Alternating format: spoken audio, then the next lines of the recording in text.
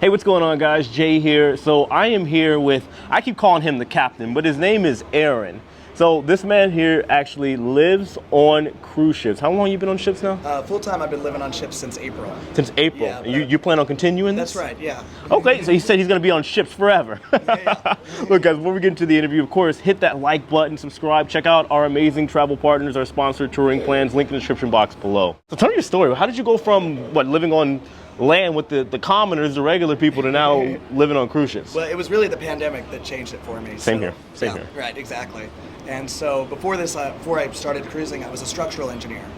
Oh, And, yeah. He's a smart man. Yeah. And so I did bridge design out in Texas for a while. And then when I was buying a house, I started working for all the grocery delivery platforms and DoorDash, Instacart, all that. Really? Yeah. So what made you go from, all right, being an engineer and working on bridges, and then you went to, what is that? What do they call that? The, I forgot, the gig economy. That's what it is, the gig economy. Yeah, I really got into it before it blew up, just to make money for the house, for my down payment and everything. Okay. And I kept doing that after I bought the house, and just for extra side money, and then the pandemic came along. And so when the pandemic hit, all the delivery was just blowing up. Yeah. And so I was making a ton of money, so I took a risk and I quit my engineering job, started doing that full time. Okay, so at that time, up until that point, you were doing the gig economy as well as being an engineer. Yeah, that was my side hustle. Okay. Was the deliveries, yeah. And then I started approaching customers throughout the pandemic because it was getting pretty busy, and everybody's complaining about how it's a different person every week. The substitutions are never right. Yep. So I started approaching customers, and I said, for $50 a week, I'll do your grocery shopping, I'll run your errands, Wow. I'll do fast food for you, I'll pick you up from the bar. So don't call Lyft, don't call DoorDash, don't call anybody, call me. That's And, amazing. Yeah, I grew That that is up amazing. to a ton of houses Yeah. to where I was making decent money every month. Holy and did crap. that throughout the pandemic. You mind me asking how much? Like, give me a ballpark. So I had about 100 houses at $50 a month. Yeah. And so about 20 grand a month.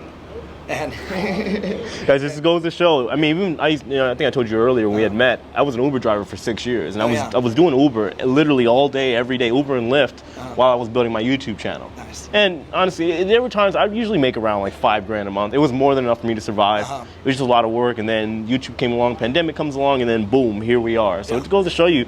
I believe truly is, first of all, when it comes to the gig economy, whether it's rideshare, Uber, Lyft, it's so underrated. It really is. Yeah. Like, you have an opportunity to just get in your car or just do your own entrepreneurial work or whatever business you want to build, and you can do it these days. So this man here is living proof of that. That's so cool. Honestly, if you make your focus be right on it, you can do really well in the gig economy. Yeah. So yeah, for sure. Especially if you see an opening and you start building your own customer base, you can really do something good with it. So how did the transition go from the gig economy to then the cruise ships? Yeah, so then when the world opened back up again, I said, all right, I spent my 20s traveling, 20s in college, my early 30s working, and I'd never traveled. Okay. And so I had this ton of money that I was sitting on, and I'm like, okay, you know what, I could take a year off, not work, and just go cruising. So I wanted to go, I figured that's the best way to travel. Yeah. It really is. Yeah. So, yeah.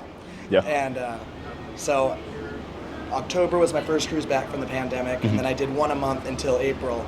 And then I was going to sell my house, but my realtor said, hold on to it, and we'll find you renters. So they found me long-term renters, and I sold my car, got rid of everything, and I said, see you later. And wow. So ever since, you've just been jumping on ship after ship? Pretty much, yeah. Okay, so we're currently on the Carnival celebration right now. The Carnival's brand new ship. How long are you going to be here for? I'll be here till December 3rd, so that's back to back to back. So that'll be about 27 days. Wow. Yeah. A triple back? I don't know if we can call it that. I know, a triple back. You heard of Super Mario then? Yeah, I've heard of him, yeah. Okay, so I know Super Mario primarily does Royal Caribbean. He's been on cruise ships, I think, for a couple years now. Yeah. So, first of all, you are primarily doing Carnival then? Yeah. You think you'd jump on a Royal ship? We'll see. I hit Diamond recently, so... You collect all of these? I collect all of them, so I got it all the way back from my blue card to my red, and then I hit Diamond on my last cruise, so... yeah, so... Wait, so how long did it take you? So you've been doing this since April, you've already hit Diamond? April full-time, yeah, but so this was October of 21. Yeah. And this is now. So, yeah. Well, so that's one way to get your status up. Yeah, exactly. Holy crap. So you're saying you think at some point you try to like maybe check out Royal Caribbean as well? We'll see. I'll cheat a little bit on Carnival. Yeah? You know, I call myself a Carnivillain. And that's what? You're not going to call yourself a carny? A carny? maybe. Okay, wait, so you went on a Carnival ship, fell in love with Carnival, you've been doing Carnival ever since. So you haven't, at this point, no other ship, no other line? I did one Royal Caribbean. One yeah, Royal, so I did okay. the Liberty of the Seas on Liberty, that. okay. That was back in 2018 when I had an office job. I could only do one a year. So. Yeah, okay, wow.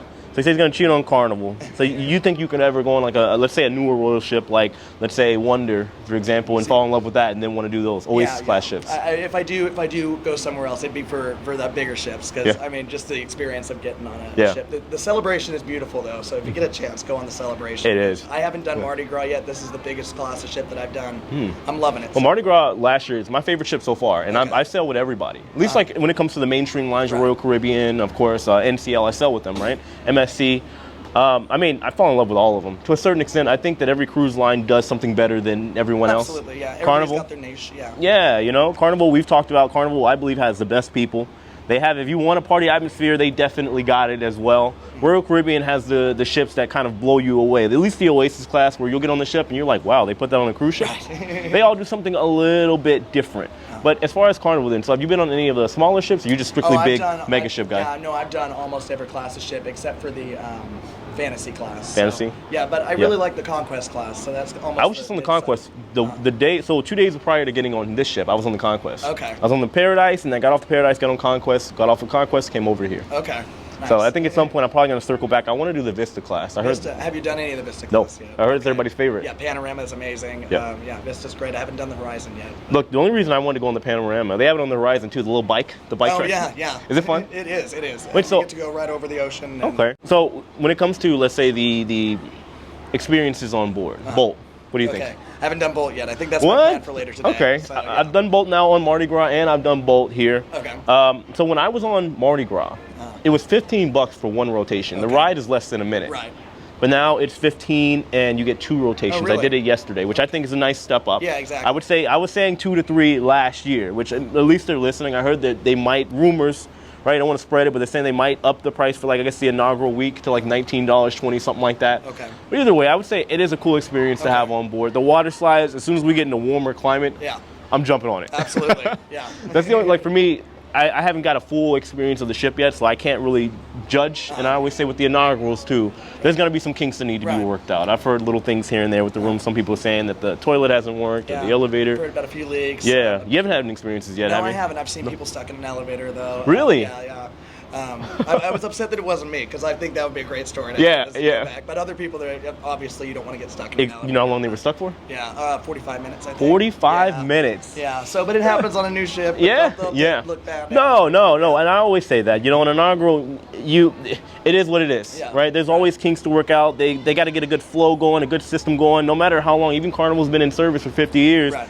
50-year anniversary, the celebration. Yes. I use the proper names around here. I still think, you got to expect if you're going on the first couple sailings, there are going to be some things that absolutely have to get worked out. But, so a pizza caught on fire last night. I don't know if you heard that. Yeah, I got the video for that, actually, when the doors started closing. All the doors started closing, but at least it wasn't a malfunction. It worked the way it was intended, so the pizza caught on fire. Yeah. I was on the same side of the door as the captain of the ship, the actual captain of the ship, not me. And I'm like, He's the captain.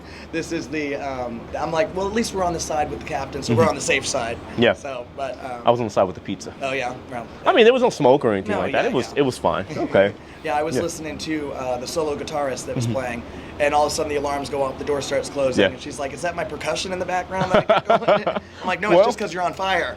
So. Look, at least we know they closed off that entire section from top to bottom, so we know that everything is working okay. Yes. You said you had like a desire to be like a cruise director. Yeah, right? That's my plan. So next year I want to get on with Fun Squad and then work my way up to cruise director. So, but I always tell people, even though you can't find me on social media, I say just sail on Carnival and you'll find me. So is there anything, any lasting remarks that you want to give off on the ship or Carnival or anything? If you haven't cruised before and maybe you've been watching this channel for a while, just do it. Don't say that it's too much money, because honestly, it's the best value for your buck. And I think life experience is very important. Exactly. Yeah. Okay. And you can't have a bad time on a cruise unless you're in the casino sometimes, But. Look, they know I don't do the casino thing. The house always wins. All right. I can't do it. Yeah. Either way, I appreciate it. Aaron, the captain. Jay. Nice to meet you guys. Thank you very much. I would tell you to follow him on social media, but he would rather enjoy the experience, which I think is fair. That's valid. That makes sense. But you need to get on social media. Okay. They would love you. Well, guys, so just know I did the interview first before he got all big and Carnival famous on us. All right. I appreciate it, Aaron. Thank you. Likewise. Thank you very much. Of course. Yeah.